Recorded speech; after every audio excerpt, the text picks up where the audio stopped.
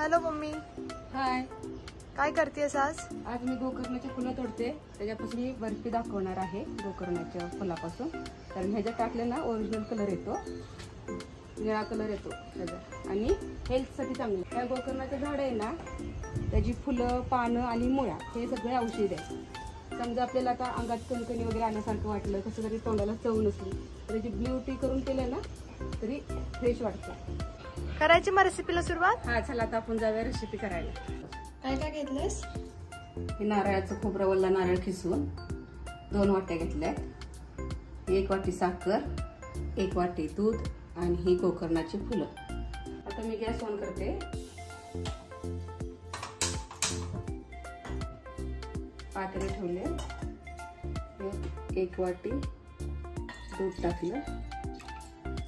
जरा दूध गरम होऊन द्यायचं. नंतर गोकर्णाची ती फुलं टाकायची. दूध गरम होतोवर मी दुसरा गॅस पेटवते. त्याच्यावर कढई ठेवते.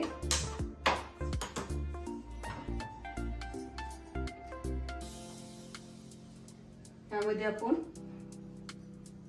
हे नारळाचा खीस टाकणार आहे, वल्ला नारळाचा. आणि ही 1 वाटी साखर. मंद गॅसवर आपण ह्याला हलवूया.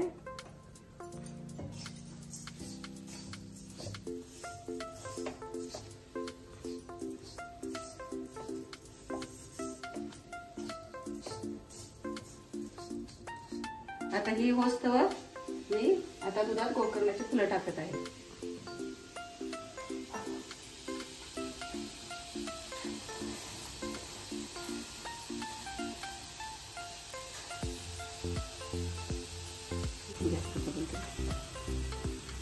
आता मी एका हलवते. कलर बघा कसा आलाय तो बघा.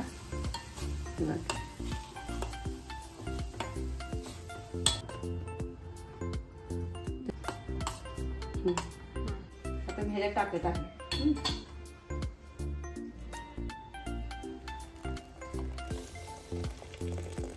आता मी हलवते.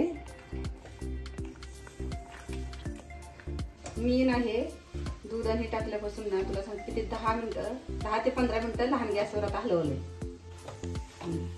बघ असा गोळा बनसवर हलवायचा. पण अजून हे गोळा नाही बनलेला, अजून ह्यात पाणी आहे का हे कसं ते गोळा होस्तवर हलवायचा. चांगला गोल असा होईल ना. हे बघ किती छान कलर आलाय बघ. एकदम मस्त ओरिजिनल कलर.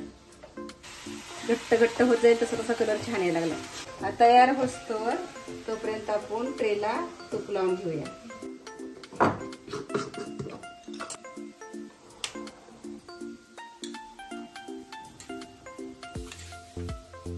ट्रेला मी तूप लावून घेतलेलं आहे.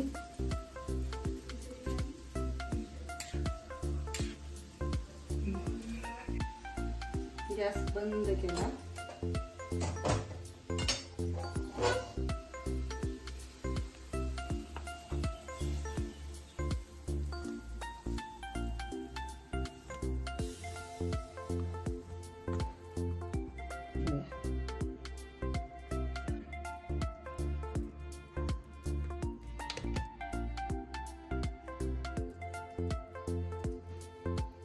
मी तुम्हाला काढून दाखवते.